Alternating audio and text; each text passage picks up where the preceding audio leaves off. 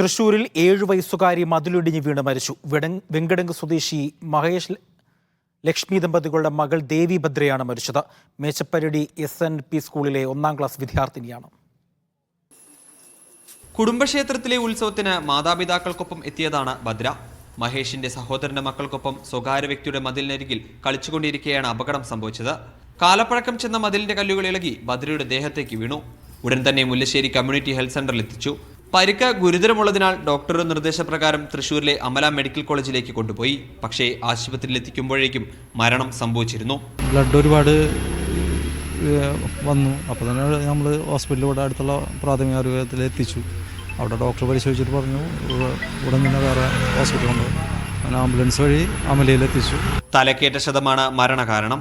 മതിലിന്റെ കാലപ്പഴക്കം സംബന്ധിച്ച് നിരവധി തവണ പരാതി ഉന്നയിക്കപ്പെട്ടിട്ടുണ്ടെന്ന് നാട്ടുകാർ പറയുന്നു. മഹേഷ് ലക്ഷ്മി ദമ്പതികളുടെ 2ാമത്തെ കുട്ടിയാണ് ദേവി ഭദ്ര.